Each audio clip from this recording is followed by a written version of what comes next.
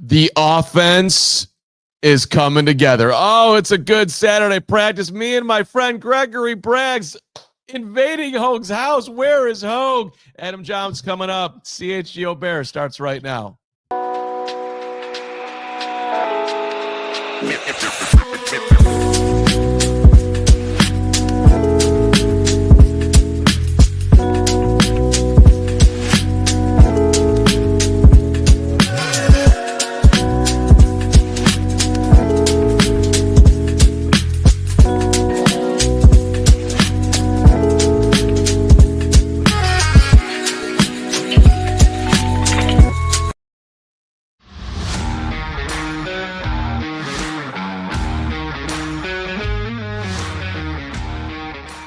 Welcome into the CHGO Bears Podcast on a Saturday alongside my handy-dandy trusty sidekick, Honey Bear himself. We had a great day today in the stands, looking good. What's up, Gregory? What's up, Bears fans?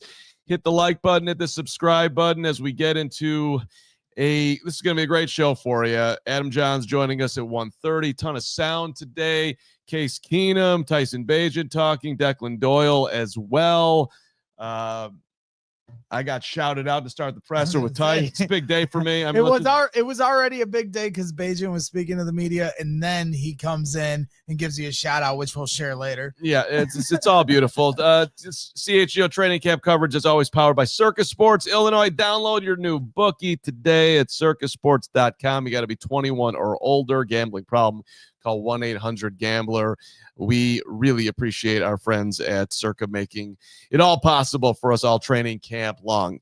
Gregory, as you know, we start out these shows with best and worst. We like to stay right there, even without Hoag leading the way here. But I'm going to flip it because normally Hoag just starts it and then he says it. I'm going to defer to you, my friend, for your best and your worst of what you saw today, sitting there just digesting, tweeting, and doing everything you do at practice. What's at the top of your list? Yeah, I mean, it was a great day. Day 9 of training camp.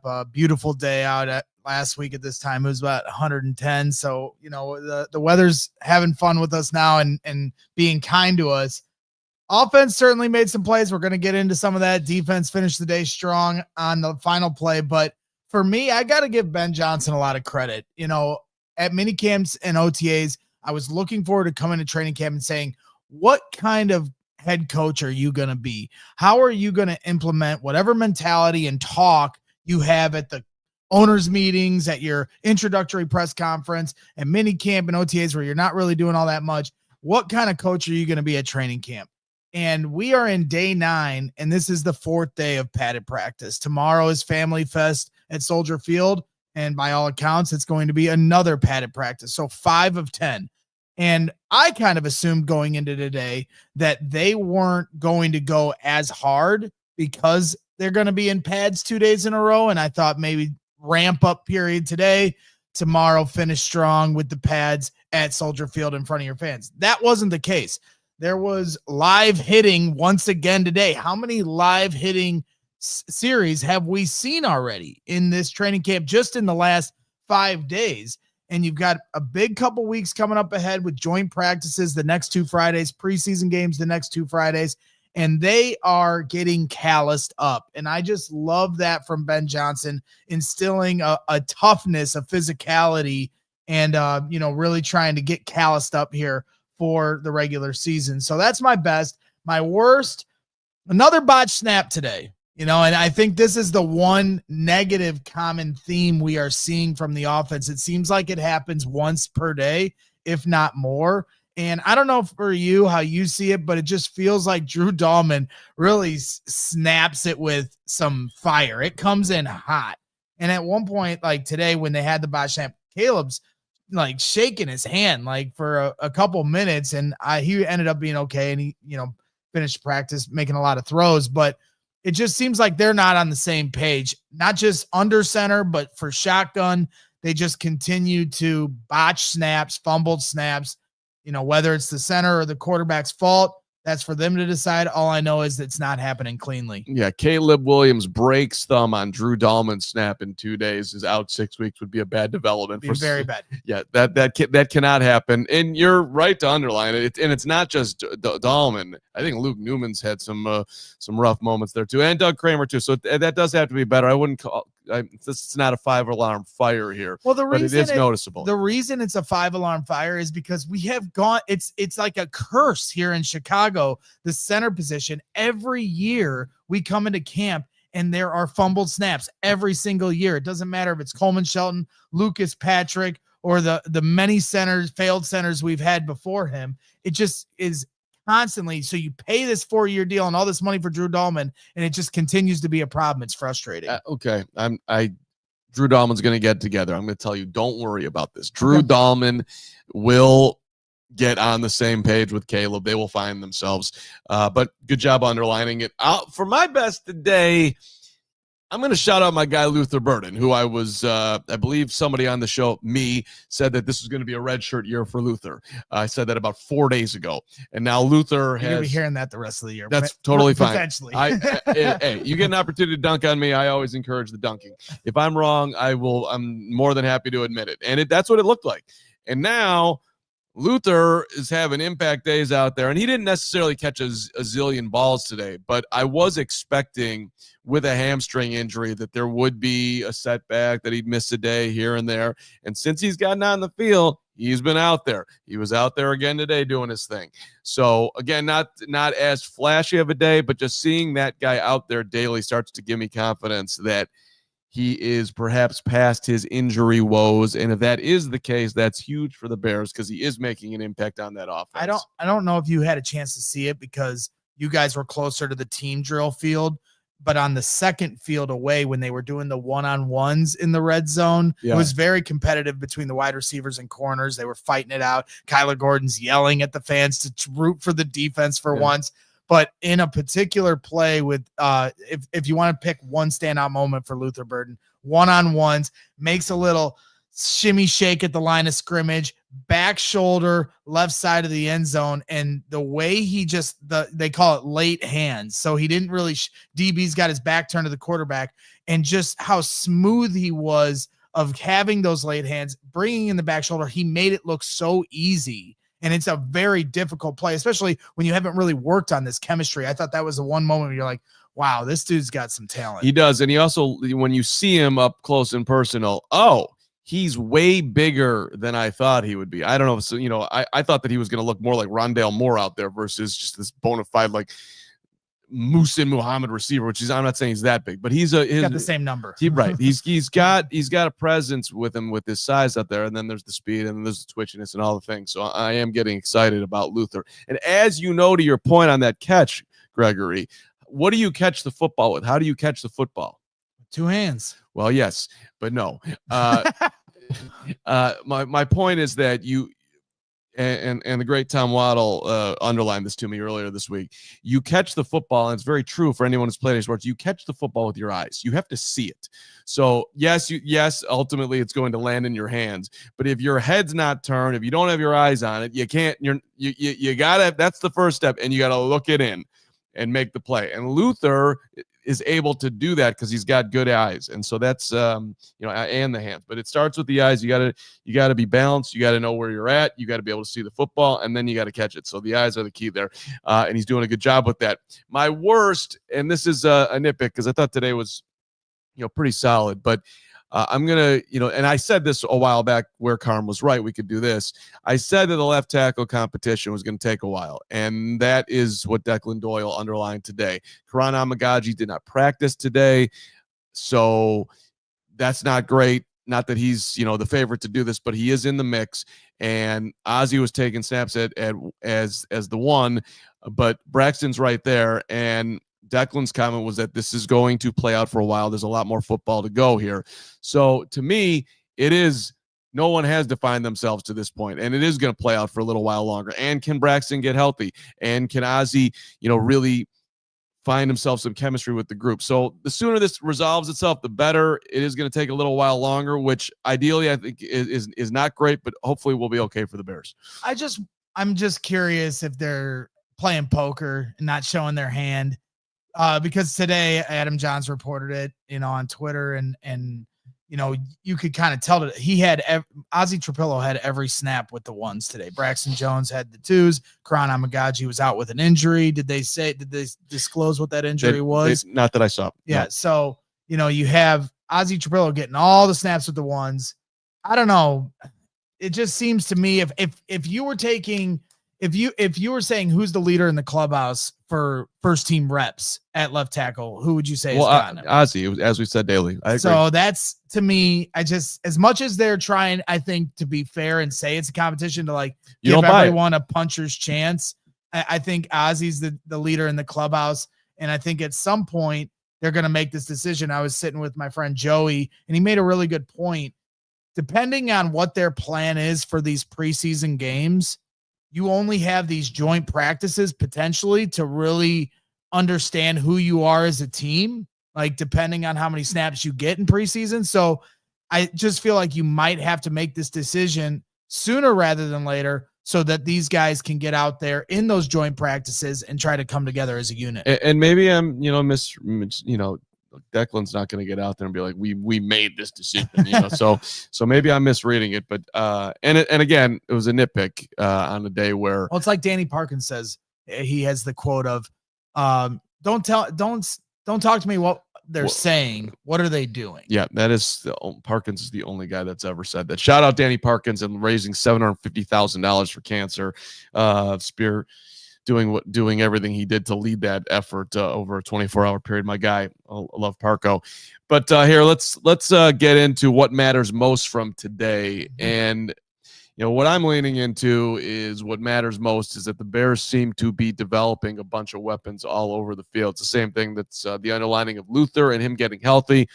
Colston will play some sound coming up later from Case, and you've heard it from Tyson too, and Caleb as well, that he's just a friendly guy to throw to. That's a solid development right there, a guy that you were worried about his health, but he's been out there every day as well.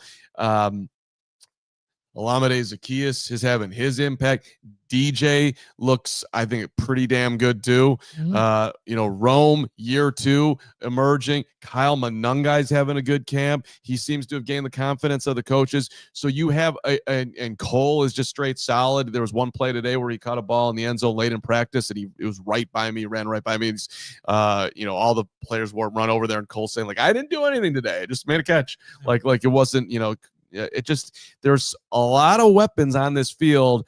And if Caleb can really get a hold of this offense, he should feel like a kid in a candy store with what's out there for him. Well, and whether or not he is mastered the Ben Johnson offense in year 1, Ben Johnson is going to be able to get the ball to these weapons one way or another because Caleb has talent.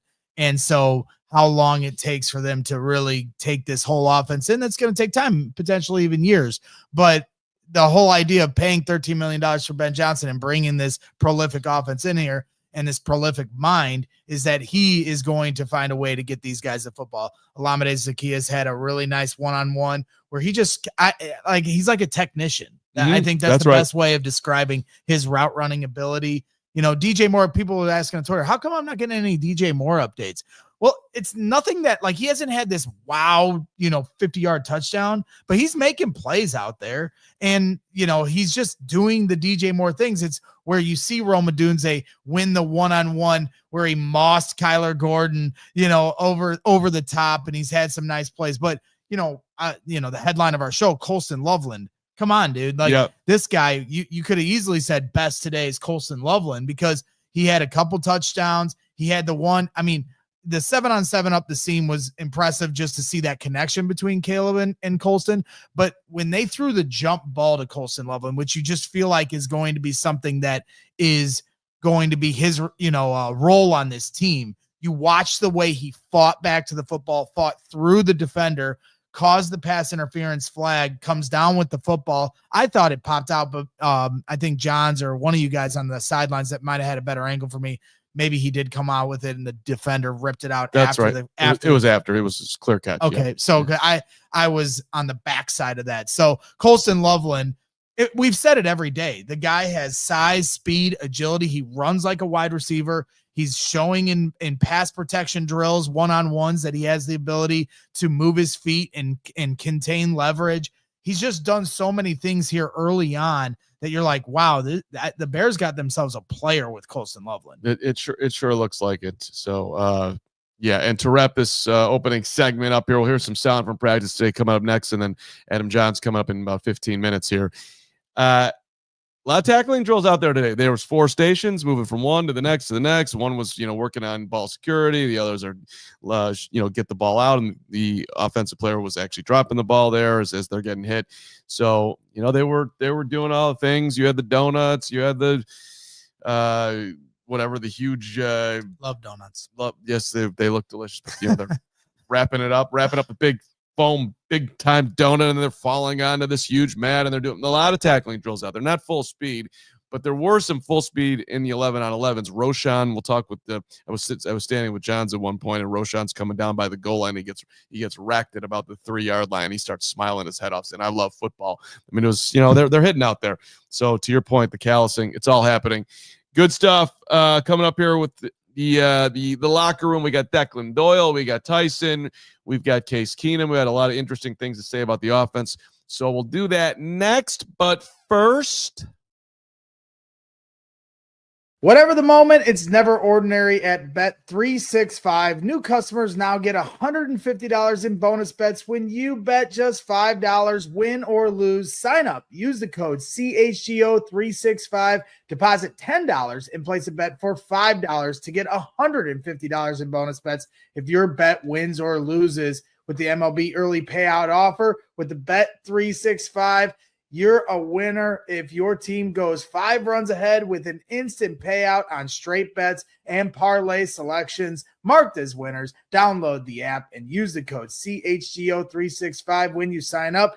Breaking news from Bet365. New customers now get $150 in bonus bets when you bet $5, win or lose. Sign up. Use the code CHGO365. Bonus bets can be used on spreads, totals, player props, futures, and more. Whatever the moment, it's never ordinary at Bet365. Must be 21 or older. If you or someone you know has a gambling problem, crisis counseling and referral services can be accessed by calling 1-800-GAMBLER in the app only. And then, of course, got to give a shout out to our good friends over at Four Seasons. Love those guys and appreciate their support. Four Seasons Heating, Air Conditioning, Plumbing, and Electric has been serving Chicagoland for over 50 years. Now is the time to get your air conditioning checked out. With the heat here, Four Seasons experts are ready to help.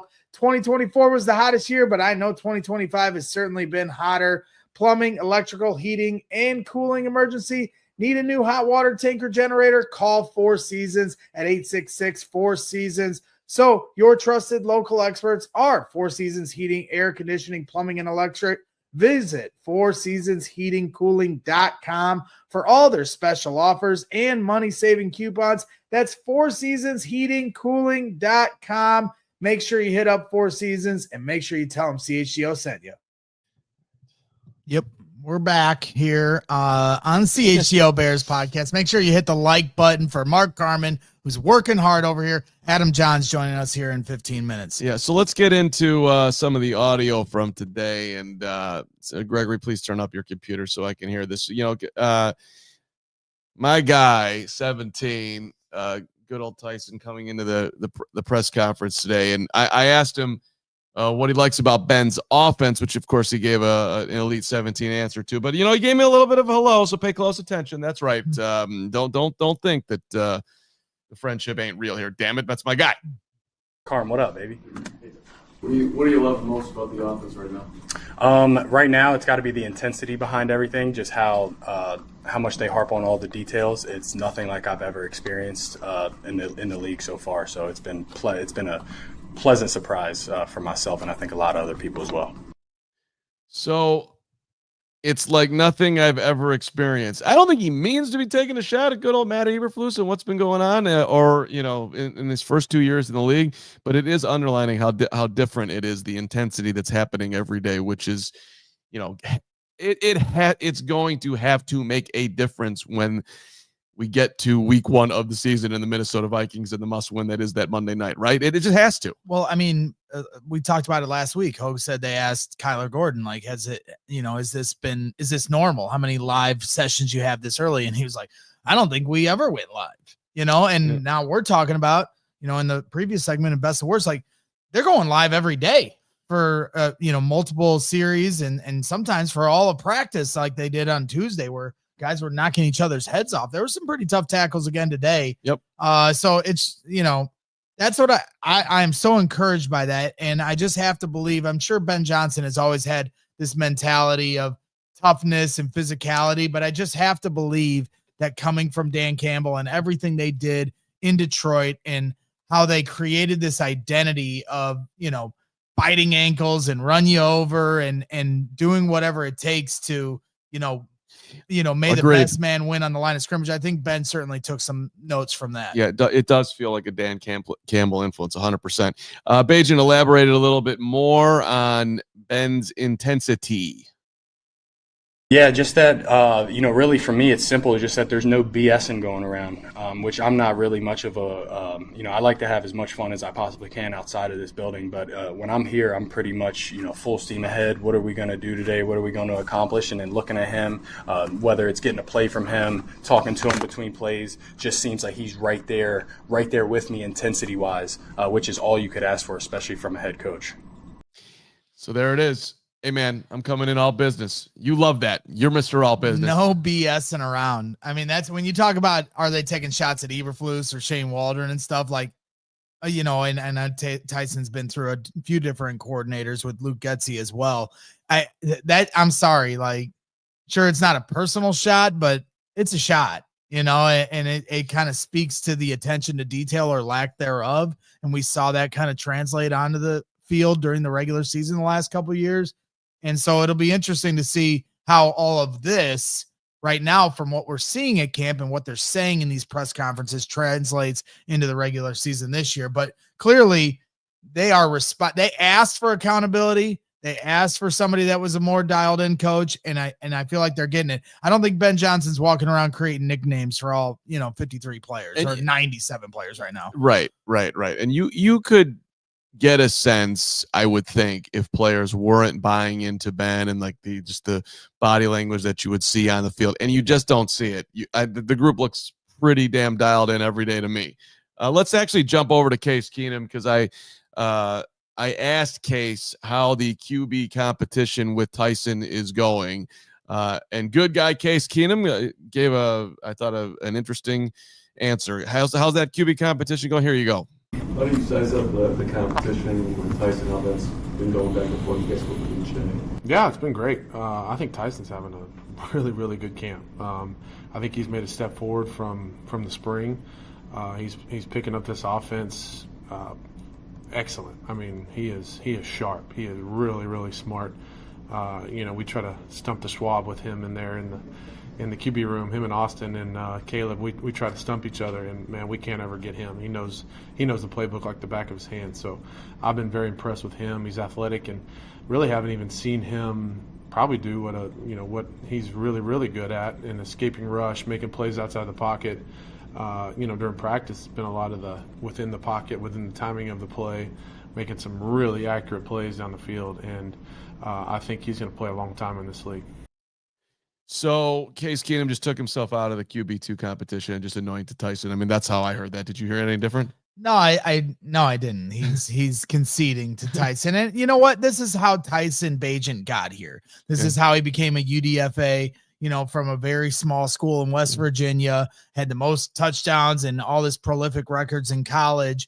But the way he had to do that was to be the grinder and, have this focus and mentality. That's how you survive in the NFL when you're not, a top 10 pick in the league. And so I know, like, on this program, obviously, you have covered Tyson here real well the last few years, and you went out to West Virginia, and I thought you did a really good job of highlighting, who this guy is. And I think for a lot of our viewers, it's become like this fun rivalry we have with you and your, appreciation of who Tyson Bagent is to this team. But let's just be real. Let's cut all that out of the way. We get that you have said from the start, this guy can play.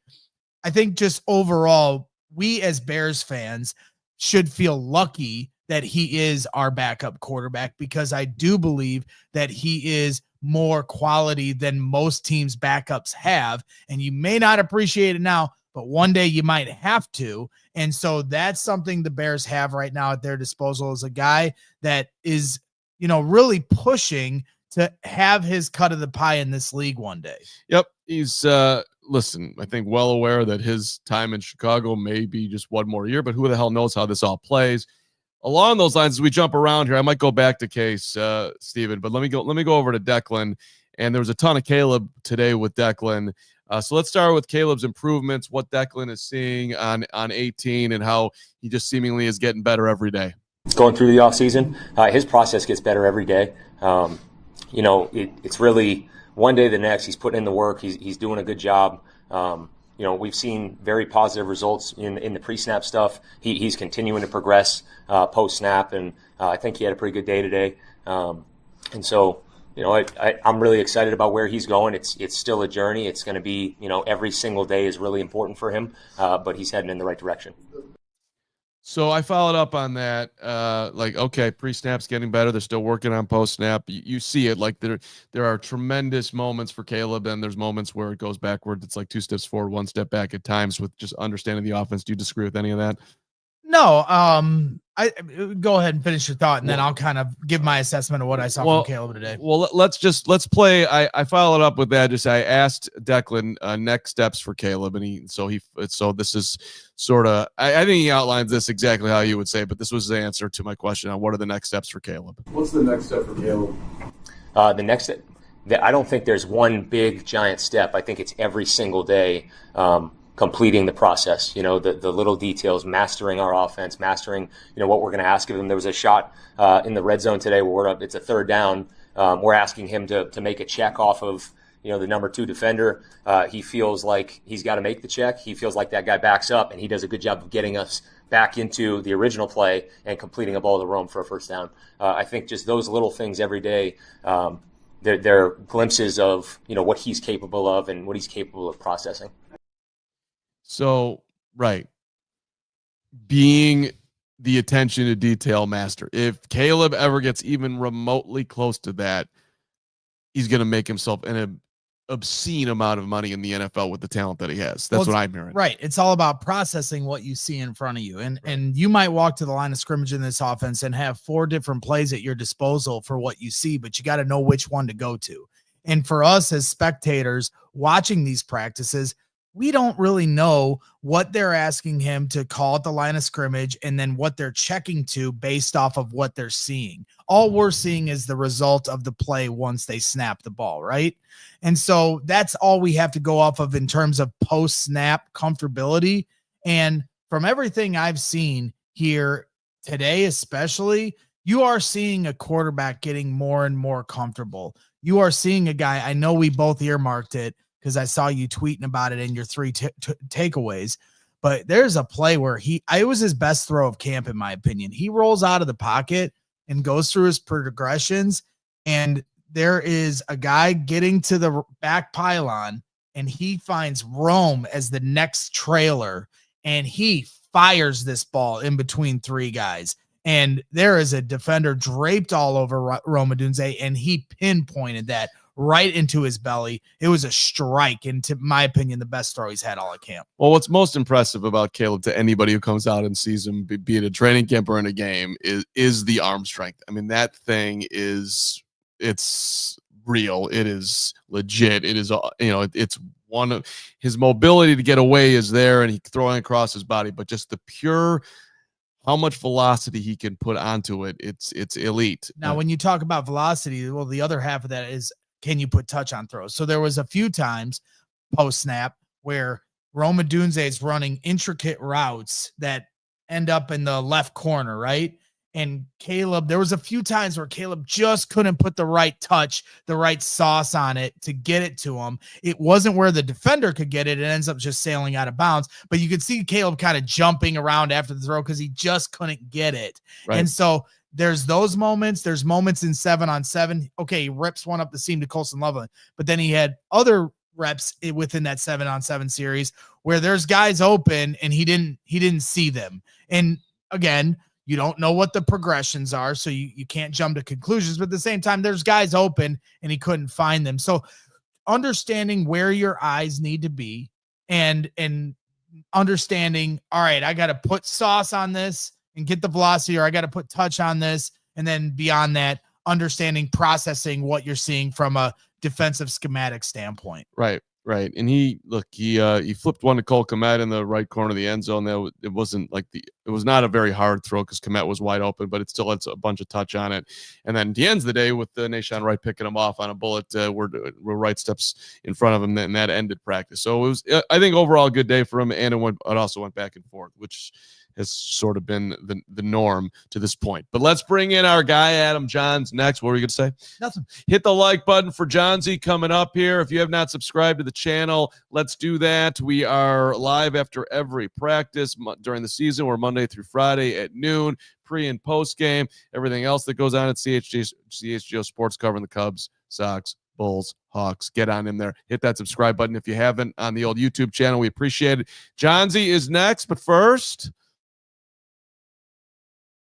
Hey, listen, finances can be messy and confusing. Well, Monarch Money acts like your personal CFO, giving you full visibility and control so you can stop earning and start growing. It's more than your average budgeting app. Monarch Money is a complete financial command center for your accounts, investments, and goals. Don't just manage your money. Start building wealth with 50% off your first year for our listeners. And without a clear financial picture, financial dreams can feel out of reach. Monarch makes managing money simple, even for busy lives like Mark Carman certainly has. So you got to make sure you handle those financial stresses and make sure you get control of your overall finances with Monarch Money, and use the code CHGO at monarchmoney.com in your browser for half off your first year. That's 50% off your first year at monarchmoney.com, and use the code CHGO. And then, of course, absolutely got to give a shout out to our friends over at Empire Today. Empire Today is our favorite sponsor because they've been with us here for a long time, and we love them very much. Just like your favorite team needs a home field advantage, your home needs a home floor advantage, and Empire Today can help you get it. Empire Today has flooring experts, dedicated flooring professionals who focus on flooring every single day. If you go to those big box stores, wandering endlessly around the aisles, nobody's helping you. You got to coordinate everything yourself. Installers, everything. It's all on you. Well, with Empire Today, they take care of it because they live and breathe flooring. And that's right. And you can get clear, upfront, and all-inclusive pricing with Empire Today. Schedule a free in-home estimate because some things are just better at home. CHGO listeners can receive a $350 discount when using the promo code CHGO. Yes, you heard that right. A $350 discount with code CHGO. Restrictions apply. Visit empiretoday.com/CHGO for full details. Great job, Gregory. Love our friends making it all possible. First, Yes. What are you smiling at? Well, because I said our favorite sponsors with Empire, and they're all our favorite sponsors. That's, I just want to highlight that. Of course. I mean, I love Empire, and I love... Maybe I just wanted some carpet. We need some carpet with the two cats now. Or, some new floors too. Yeah. Floors at home. All right. We'll move away from that. That was a little bit uncomfortable. Let's bring in our guy. It was, I got to hang out with him today at the beautiful Hallis Hall, just making the moves left and right for us. You should be reading Johnsy's content. Become a diehard, changing the game here at CHGO. Adam Jahns joining us on this fine Saturday. Johnsy, how are you? What's up, fellas? Carmen, I didn't notice your hat until now. I absolutely love it. Yeah. I love being here with you guys, but I truthfully would love to be at Wrigley Field today to honor Rhino, and I know the Cubs are doing obviously an outstanding job with that, and we've talked about it. But you wanted to shout out 23 today, so there you go to the GOAT that is Rhino. Hey, back to football, and I told you I was going to bring this up. We're sitting there by the right corner of the end zone. Roshan gets the football, and he gets wailed on it about the 3-yard line. I think it was 33 down there, making the tackle, if memory serves. And Johnsy just turns like, I love football. Taisheem Johnson with the hit. Like it was a good window into like why you've become the successful man that you become, how much you love this sport. I love it. I just love the contact because to be honest with you, guys, I've covered a lot of training camps, and just to see the consistent content of this camp, Braggs, I think you noted it in your camp breakdown. Like I love it. I just love the footballness of it. I think so much of this is meant to eliminate the footballness of it. I'm talking about the elimination of contact and everything you can do in the name of player safety, which I get, but hitting is such an intrinsic part of the game. You're not going to fully remove it. So to see Roschon Johnson put his head down, take on some contact right there in front of the goal line and win that battle, I love seeing it. Well, and I don't know about you, and forgive me for not being able to trail back when you started your, coverage journey here with the Bears, but it just, for me, really feels a lot like Bourbonnais days with Lovie Smith. We're so far gone in this NFL universe of having this much physicality this early in training camp. 4 of 9 practices have been in pads. Tomorrow will be 5 of 10. And we've had a ton of live sessions here already. And it's just, it's refreshing to see, but it's also one of those things that gets you excited too. Yeah, absolutely. You love to see like the full completed tackle, not just the thud that Matt Nagy used to talk about all the time. And then there was just very little of it come the regular season from his teams, especially in the early going, especially after Vic Fangio left. So to see the intensity at this level under Ben Johnson, this early on in his tenure, like I love it. I love the identity that comes with playing tough and getting after it, and just the charisma and everything that comes with having that be part of your football team. Well, you highlighted it, after camp was over. I didn't quite realize it once the practice had ended, but Ozzy Trapilo got all the snaps with first team today. Braxton Jones gets snaps with the 2s, and Karan Amagaji is out with an injury. And so I'm just, again, I have an Ozzy Trapilo agenda. I have had one for months now. I want him to be the left tackle. I'm fully going to acknowledge my bias, but at the same time, it just feels like he's the leader in the clubhouse. And I know the coaches want to continue to sell this 3-man race, and they're still letting these guys compete. But it's just one of those things. They're saying it, but what I'm seeing is Ozzy Trapilo getting more opportunities to show that he's going to be the first string left tackle. I don't know where you stand on this. It just felt so notable considering earlier this week, Ben Johnson was telling us that they're going to reevaluate their left tackle plan, their offensive line plan on Friday during the players' day off. So to have that said, to have that like in your mind when the Bears took the field today, and to see Ozzy Trapilo, the rookie, out there for every snap with the first team. We're not talking about rotating in and out with Braxton Jones and Karan Amagaji like he was doing in previous practice. He got every single snap there next to the Bears starters, with Caleb Williams, hearing his cadence over and over and over again. That felt notable to me. Then there's Braxton Jones, who I think when you look at him, he's still coming back to form. He is not himself right now, and I think it's become pretty obvious, which is okay. He just had ankle surgery. This is going to take time, but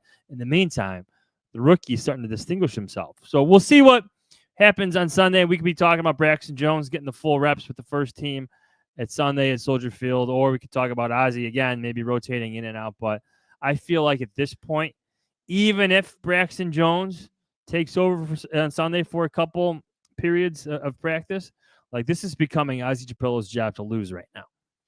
I would agree with all that, and I also would say that Braxton does have an outside chance here as he gets better and is able to put on more weight if he's able to do it. But it is going to get shorter and shorter and shorter. So meet me at Taco Bell, Braxton. I'll get the weight up. Yeah, you could be a huge asset there. Johnsy, what's your take on Caleb right now? What are you seeing from the QB?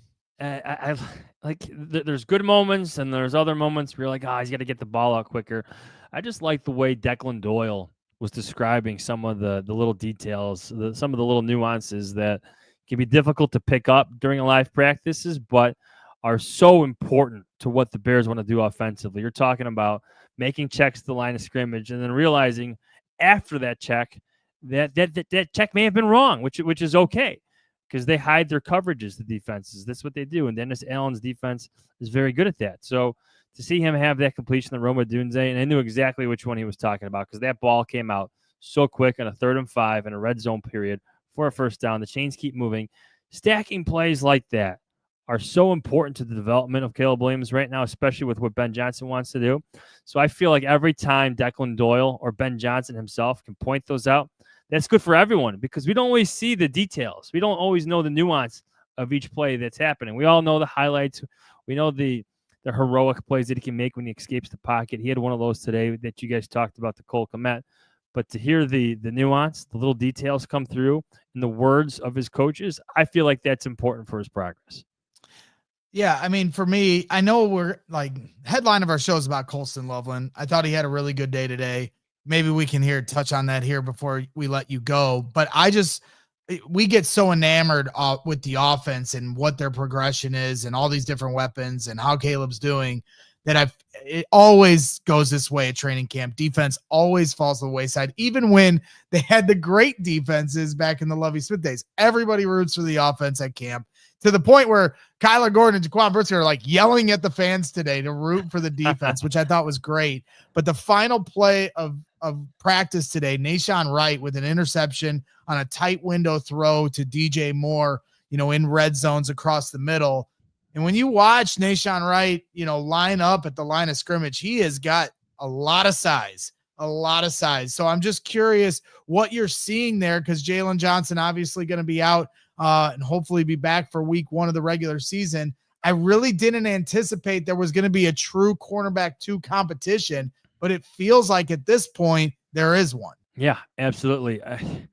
You keep looking for Tyreek Stevenson to flash. I know he had an interception a couple of days ago, but that seemed to be more like a throwaway play from Caleb Williams, just heaving it to see if something lucky, something fortunate can happen. Yeah, it was 4th and 14 on a 2-minute, so he just chucked it up. Yes, yeah. So, yes, I was not expecting, to your point, to have a cornerback competition. You would safely assume that Stevenson had the inside track on this, but Wright has been impressive, and he fits the profile just in terms of the physical stature that Dennis Allen covets for his cornerbacks. He is long, he is large, and he can play. He's fast, he's competitive out there, he's in your face, and all those physical attributes help him in terms of the scheme and what Dennis Allen wants to do. And it's on Stevenson almost to catch up and have that tenacious side, that side that maybe gets him in trouble in some place. It's got to come out at the right times.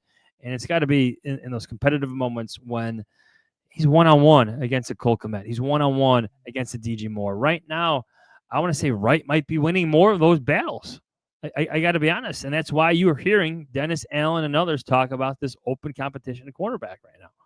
I continue to say, where did this dude come from? And he's getting starter reps. Now it's like, okay, this dude can play. Well, and the bottom line is they need somebody to step in there because earlier this week, I think everybody was surprised. Well, he might be ready for week 1 when it came to Jalen. We're hopeful that that's the case. So who knows how long that's going to last. And I bet on Jalen to get right, but because he's Jalen Johnson and he works his ass off. But you do not know clearly. And Nashawn Wright's 26 years old, as you know. Gregory came in with the Cowboys. Then he was a Viking, and Cowboys now he's under Al Harris. Yeah, so he's got they know who they brought in here, and I don't know if they had this vision for him, but he's out there doing it now. And to your point on his size, the dude stands 6'4". Hey, Johnsy, before you go, 2 things. One, Braggs is worried about Drew Dahlman snapping the football and the amount of times the connection is off. Are you worried about this? Yeah, because it's continuing. I wonder if some of it's the cadence and Caleb's still getting used to the velocity of the snaps of Drew Dahlman, because let's face it, it's a lot different from taking a snap from Coleman Shelton. Just the speed of it, it's different. It really is. So we'll see what transpires going forward. Under center doesn't look like there's many issues there, but it's when they're in shotgun. So I almost wonder if some of the issue itself is actually rooted in the cadence and Caleb Williams still going through certain pre-checks or pre-snap reads and whatnot. Fair enough. They'll continue to work on it, Gregory. I think I'm going to stay positive. That's going to work itself out. Well, I saw Caleb shaking his hand. I'm like, all right, chill out, Dahlman. Yeah, we don't need the broken. we don't need the broken thumb on the snap on August the 2nd or whatever it is. What do you think the Bears will give up to go get Micah Parsons? What's your read on this? My initial reaction is always like, these things never happen. There's no way the Dallas Cowboys are parting with an elite defender and in an all-important position, like one of the most valuable positions there is. It's passers and then pass rushers, right? Like this is an essential position that you need in your roster, and he's one of the best players in the league. I say that, and I have to remind myself that I was at a wedding in the summer when Khalil Mack was traded. So this happens. Big moves happen at important positions more and more now. Quarterbacks get traded. Quarterbacks join different teams, and pass rushers have ended up on different teams than the ones that have drafted them initially. I don't know. It would be multiple first-round picks, right? That's where the conversation has to start. Part of me feels like Ben Johnson wouldn't want to go there because of just other needs in other places in the roster. There are parts of this team, part of this roster, I should say, that are older that need some youth injected eventually. But Micah Parsons is a special player. So, yeah, you entertain such a conversation, but you have to be willing to part with an awful lot to continue such conversations. Yeah, it brings up the question, are the Bears one player away? You'd have to be pretty optimistic as a Bears fan to think that, but that would complete like there's so many comparisons that can be made between 2018 and this year, right? Second-year quarterback, first-year offensive-minded head coach, veteran defensive coordinator. And what happened that year? A week before the season, the Bears made the splash move for the pass rusher. Ryan Pace at that time thought they were close. Had his quarterback, had his coach. Ryan Poles may feel the same. I don't know. History, but history does tend to repeat itself at times with this organization and across the league. I mean, he's out there. He's demanding the trade. He absolutely feels like it's broken in Dallas, but these things with the Cowboys are like, I mean, it's like every other year or every year really, and they end up back in Dallas. So we'll see. Johnsy, great stuff. What are we writing today? A lot of observations about Caleb Williams. Was very good. Well, a lot of red zone work today, and then of course Colston Loveland. You mentioned him. I think he made the catch of the day in the corner from Case Keenum. All right, check it out, allchgo.com. And the next Hogan Jahns is, do you know the schedule? Are you Monday? Monday, right? Monday morning. I knew that. Monday. All right. We'll see you tomorrow. You're the man. See you, fellas. All right, Adam Jahns crushing and making impacts like you, Gregory. Thank you. Actually, not quite. We're killing it. You're not quite to his level, but you're doing good stuff. All right, quick timeout here, and then we've got a ton that we're gonna have to jam in here in our final segment on this beautiful Saturday show. But first, want to give a shout out to our friends over at Mando. They got the 4-in-1 acidified cleansing bar, shampoo, face, body wash, and deodorant all in one bar. It simplifies your whole hygiene routine. Save space in your bag for the 4-in-1 acidified cleansing bar. They take care of everything. The whole body deodorant, safe to use anywhere on your body. And I'm talking pits, balls, thigh folds, belly button, butt cracks, and of course your feet. They take care of it. Choose from a variety of fresh scents like bourbon leather and a whole bunch of other ones. Mando's starter pack is perfect for new customers. It comes with a solid stick deodorant, cream tube deodorant, 2 free products of your choice, and of course deodorant wipes and free shipping. That's important. As a special offer for our listeners, new customers get 20% off site-wide with our exclusive code. Use the code CHGO at shopmando.com, at shopmando.com for 20% off site-wide and free shipping. Please support our show and tell them we sent you. Smell fresher, stay drier, and boost your confidence from head to toe with Mando. And then, of course, got to give a huge shout out to our friend Ray Scarpelli. And new vehicles are in store at Ray Chrysler, Dodge, Jeep, and Ram. And this is your chance to score a great deal at the Employee Pricing Plus sales event. Right now, lease the 2025 Ram 1500 Bighorn Crew Cab for only $399 a month for 27 months. Plus, shop over 125 vehicles priced under $20,000. They prioritize affordability. You know you won't overpay for the vehicle you need, and with Ray's Price Promise, you can shop confidently with no add-ons and no hidden fees. The price you see is the price you pay. Don't miss out on the employee pricing sales event for huge savings on the Ram 1500. For more information, visit Ray CDJR today on Route 12 in Fox Lake or online at raycdjr.com. All right. Thank you, Gregory. Really selling the product these days. It's kind of amazing. You want to make a trade for Micah Parsons? I mean, as typical hedging or fence riding, if they did, we're going to do a breaking news show and I'm going to lose my mind over it with excitement. But I also wouldn't do it. I wouldn't do it. I would hold my first round picks and cards to the vest. I wouldn't give them up. I think this team has the roster that can compete this year without them. Yes, Micah Parsons certainly puts you over the top. It starts your clock of window that a lot faster. Whereas, you know, you keep reloading with first round picks. You already seen this draft class come in this year and it already looks promising right now. And when they did that in 2018, and I understand the quarterback didn't work out, the head coach didn't work out. Khalil Mack was certainly a force of nature, but not having those first round picks, you know, really hurts your team and puts you behind the 8 ball. It's a huge swing. I think if you knew deep in your soul that the offense was just going to fire, that it was all going to work, if you really somehow believe that, knew it, well, I mean, you now would be the time because you do have Caleb on a rookie contract. Right. And you do have the weapons in place that if you had an impact defense and you added one more mauling pass rusher, 52.5 sacks in his first 4 seasons in the league, I mean, Hall of Fame type of stuff here, you could certainly make an argument that it's worth the swing of a couple first round picks and whatever players off the roster they would want. Maybe it's, 2 firsts in Jalen. You don't want to be giving up Jalen in that scenario, but like, I don't know, like what would the Cowboys want in that scenario? Is it, I've seen Cole Kmet's name floated out there. It's, it's all craziness that's being, bandied about on Twitter, but yes, go ahead. Yeah. Just, before we get to, I know you have some audio stuff, but I certainly find it interesting. The Bears are certainly going to be linked because Ryan Poles has, looked at different defensive end options. He's not afraid to make a trade. He brought in Montez Sweat during the trade deadline. He tried to trade for Matthew Judon, who's still available right now, right before the season started last year, and he almost gave up pretty big equity for it. So I certainly will never say never in that consideration, but I also think it wouldn't be advisable. I think that you can continue on, and I think this team's going to be pretty good here the next few years. So as we're taking the temp here to wrap up the show, which is an outstanding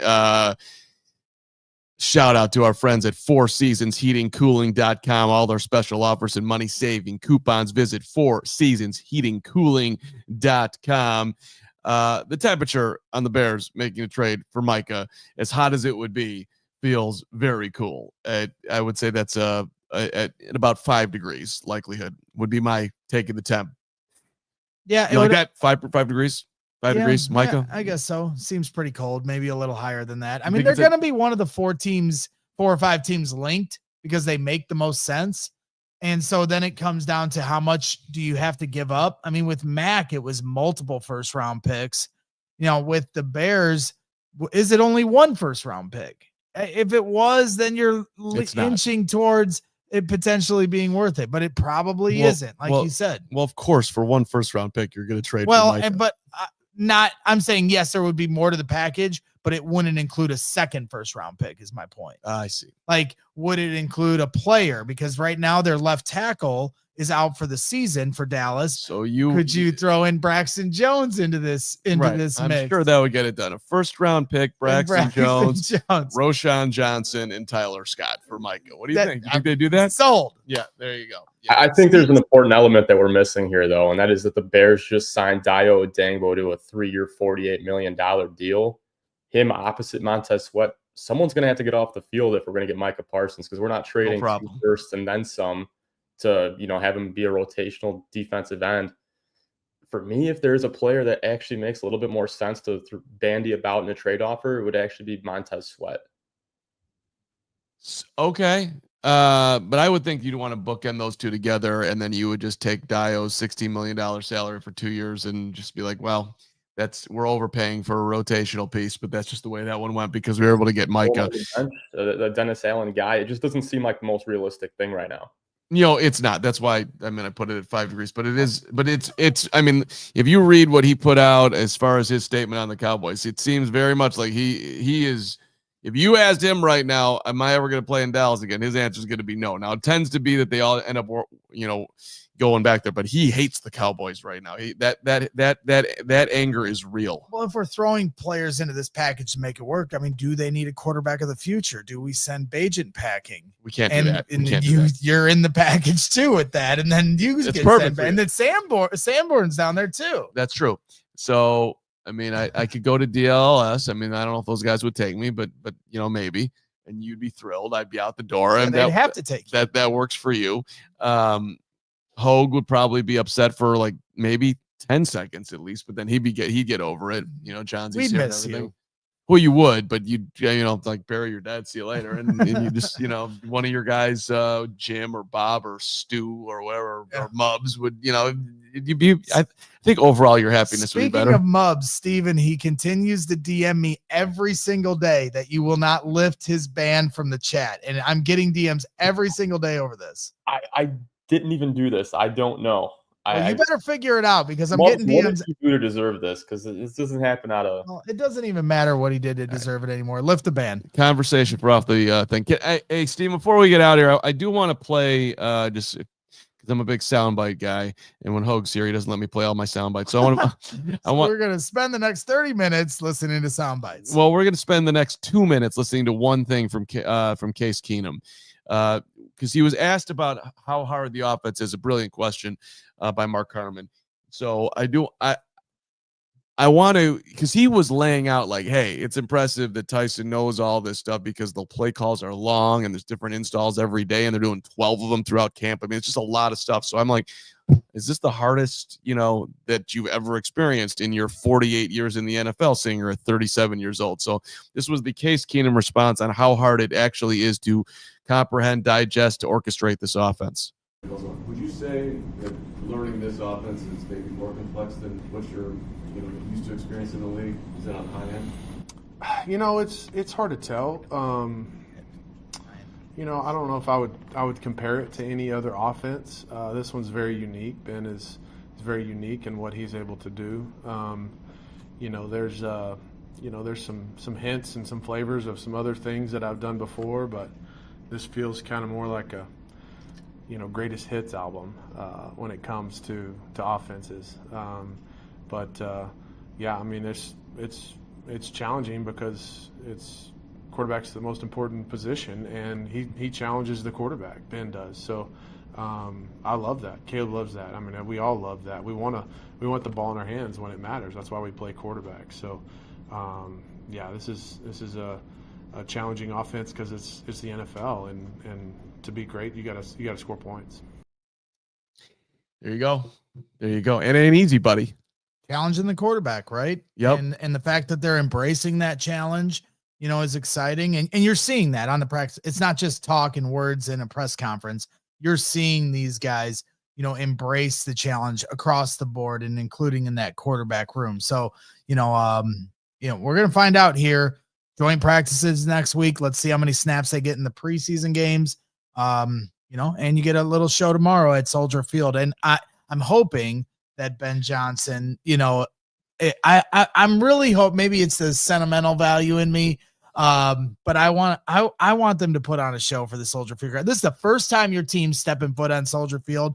Like, that's symbolic to me. This is the first time Ben Johnson's running out that tunnel. It may not be preseason, might not be regular season, but go out there, make an impression to your fans, and go out. You've set the tone for the first 9 days, set the tone tomorrow. Well, and Greggy, as we get to the end of this fine program, give me 30 seconds right now on your advice to fans coming out tomorrow who are somehow watching the show tomorrow and have never done the Family Fest before. Well, I'll give you that right now as we hit overtime here on the CHGO Bears podcast. Hit that like button while you're hanging out.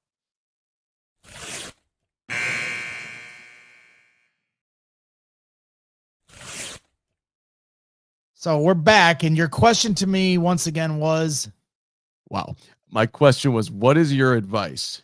The fans coming out to Family Fest. Yes. How do you get the most out of this thing? So I did some research. I was talking to some personnel from, at House Hall that is going to be at Soldier Field.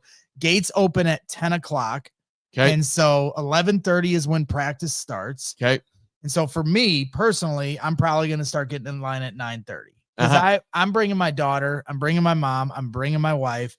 It's a very family-friendly event. It's, for me, my one opportunity to bring my 7-year-old daughter to Soldier Field, a place that I love, but I can't take her on game days. Obviously, even with what our job is, like, let's say I didn't have this job and I'm just at the stadium as a fan. It's not an environment for a 7-year-old kid, period, for a game. Preseason, maybe, but Family Fest for sure. And it's affordable. It's only $10 a ticket on Ticketmaster. There's still tickets available, and you can go see a whole practice. We keep doing these practice breakdowns. You can see it for yourself at Soldier Field tomorrow. There is some interaction after practice is over. I know everybody wants an autograph or a picture with players. That's easier said than done for a lot of these guys. They got a job to do, and then they got to get back on the buses and so on and so forth. But you do get some opportunities. A few years ago, David Montgomery took a picture with my daughter when she was like 5 years old. It was a pretty cool moment. But outside of that, get there early. There's a lot of kid interactive stuff. They used to do it outside the stadium. Now it's inside the stadium. So when the gates open at 10 o'clock, you'll have about an hour and a half before practice starts to do all those fun things, and then watch the Bears practice. So I just gave an extensive. I absolutely love it. I can't wait to see you out there tomorrow. I love seeing, it's a fun day. I think just in general, seeing the Bears appreciate their fans, the players appreciating the fans. And then you get to, we'll see if maybe Ben's doing a little bit more on the aggressive, hey, we're not just out here to just show up and wave at you, but we're actually going to practice and put on a little bit of a show. So maybe they will. Well, Biggs, reported a few days ago, Brad Biggs said that Thursday, Saturday, and Sunday were going to be padded practices. And then he said that he thought Saturday was going to be the lighter of the practices. At least that's what he reported. Today, it was light, but it wasn't very light, so they got after it. They got after it. So it'll be interesting to see whether they do the light, padded tomorrow, or if they go even harder than they did today. Yep. Well, we'll find out tomorrow. And of course, we will be going live tomorrow after the whole extravaganza. I think we're doing 4 o'clock tomorrow. Yeah, I think we're probably going to do 4 o'clock to not stress Steven out. Yeah, hit the like button, hit the subscribe button so for sure. Turn those notifications on, because there's a chance that thing gets moved up till 3, but probably not. I don't know. 4 o'clock tomorrow is what we're shooting for, depending on how this whole thing breaks out tomorrow. But bottom line, after every practice, we will be there for you. Before we get out of here, Gregory, I got a couple of shout outs for you. One, great job by the Bears and Fox and their preseason TV team, adding Stacey Dales to the broadcast alongside Adam Amin and Jim Miller. That's a nice, Stacey obviously knows her stuff backwards and forwards. She's a friend of the program. So great job by Fox. Just on with Hogan Jahns here last week. So if you, or just yesterday, or I'm losing track of my days, but the last Hogan Jahns episode featured Stacey Dale, so make sure you go check that out. Right. And they did call me to see if I'd be willing to do the role, but I just said that, I'm too busy with Greg, and I think you should pick Stacey. And they made ultimately I think continue to appreciate your tutelage. Yeah. Also a belated happy birthday to another one of the best in the business. Courtney Cronin had a birthday yesterday, which got shouted out in the media room today. And Courtney, and in my top 3 takeaways today, I put Miles Boykin on the team. And she looked at me kind of cross-eyed, like, you do realize that he hurt his ankle at the end of practice today. He got taken to the trainer's room about halfway through practice. So but he has looked good. I chose he has looked good, and he's got size, and he does. I mean, when you look at the numbers at wide receiver, it seems to me like he's going to be on this team. However, if he's hurt, that ain't going to work. So the Notre Dame grad must get healthy. And he did lay down in the corner of the end zone for a while, which 80's had a very good camp. So that would be, I mean, they've got other options, but that would be a bummer. He's gotten some first team reps as well. Yeah. I mean, and he's been on the first team of special teams. So that's why I think, and John's pointed that out to me. Great job by Adam Jahns today helping me out with my Miles Boykin take. But so it just seems to me that Tyler Scott is climbing and JP Richardson is probably a practice squad guy. It's, and I think Duvernay's on the team. So if you include Duvernay along with Luther, along with OZ, along with Rome, and then DJ, that's your, Boykin would be your sixth. Yep. And we do have some breaking news from the chat. QW Colds is reporting that the Bears, because they continue to not live stream their press conferences, and you asked me last week, why does that matter? Well, now you're about to find out why, because now they're able to edit it down, post it 15, 20 minutes later, whatever they do. They took out the Carm. They took out the Carm thing in their editing of the Tyson Bagent press conference. So that's why if it was live for all the world to hear, your shout out would still be available to the masses. Yeah, well, listen. But we still provided What up, baby? audio. Yeah, Thank you very much. it's So you're not slipping by us. It's totally fine. Is it? It's not okay. It's not okay. The other Actually, thing that's I'm- not okay is I know it just like sound like a broken record. I won't talk about not live streaming the press conferences anymore, I guess, even though it irritates me to no end every time they do it, but this is just how they're doing it now, whatever. But once again, the first open practice on Friday last week, they practiced on the far field from the majority of where the bleacher sections are for the fans. Mm-hmm. Tuesday, Wednesday, Thursday, they were on fields 3 and 4. If you've ever been to Hallis Hall, they have fields 1 and 2 that are right by Hallis Hall, and then fields 3 and 4 that are completely across the campus. And so the whole they switch, by the way, between 1 and 2 and 3 and 4 to keep the fields fresh Right. and manicured. Exactly. Go ahead. They rotate so they're not playing on the same field each day because it gets torn up and that's how injuries occur. Totally understand that. But you played on fields 3 and 4 Tuesday, Wednesday, and Thursday. And now you had a day off Friday. You come back to fields 1 and 2, 1 being the further one from the bleachers where the fans are. There's only 11 open practices. And now this is the second time where you had an opportunity to practice closer to the fans. It's a very simple thing. And I'm sure Ben Johnson has no idea this is happening or why it matters to the people that are there. But it's just whoever is in charge of this, I beg of you, just consider the people, the limited amount of fans that are allowed to be there. They take time out of their day. They plan all this stuff around this, and then they come to practice and they can't see it. It's so frustrating. And last year they did the same thing, and Matt Eberflus apologized to the fans for it. So I don't know who needs to get this memo again this year, but it just feels like such a simple thing, and it's just continues to frustrate me. And it's one of those things for details within Ben Johnson's got the details on the team. The organization needs to pay attention to these details for the fans. I'm sorry. I'm going to continue to stick up for them. You don't need to apologize. You're not wrong. I will say from a strictly media perspective, here, it was wonderful being on field 1 because we're standing right there. But you guys haven't sectioned off part. It should, if it is on field 2. Of course. And even if we didn't, it still should be about the fans. So hey, no apology necessary for that. You are taking a ton of time going to Hawthorne Mall, getting on the bus and doing all these things. And hey, I get it. So no pushback there. All right. We're back tomorrow after the extravaganza at Soldier Field. Big day for Colston Loveland and the Bears offense moving forward. Thanks to Adam Jahns for joining. And check out his written contact, allchgo.com. Any final thoughts from you? Hit the like button, guys. Saturday and Sunday, we're doing post-practice shows. The rest of this city is taking the weekend off. We are here working for you. We appreciate it because we love this. This is a privilege to do. And we appreciate every single one of you tuning in today live here on a Saturday, watching this show. But there's so many things you can do, from becoming a diehard at allchgo.com/diehard, subscribing to the channel. I understand all that stuff. The easiest thing you can do is hit the like button on the show. It helps with spreading that algorithm out to fans that may not have found us yet. And we are going to continue to grow this thing, build our community. And we have a great community here in this chat. We have a great diehard community. It's going to be a lot of fun all this season. But hey, have our backs. Hit that like button. We can't thank you enough for all your support. Did we just become best friends? We did. We dominate. Yeah. It's Hogue. We've said this when he was on vacation earlier before camp. Hogue's the one that he's stirring the pot with us. Yeah. So he's to blame. Yeah. When we're battling, Yeah. I think he's the one that's creating this between, because when he's not here, me and you just dial in, we knock it out. So it's Hogue. Yeah. Yeah. It's Hogue's All fault. I drink is whiskey.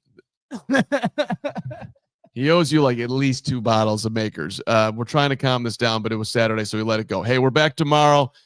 Gregory, good to be with you. Yeah, there's a little too much there. Some sauce. Steven, thanks for producing. Thanks for watching. See you tomorrow. We all silly like the mayor.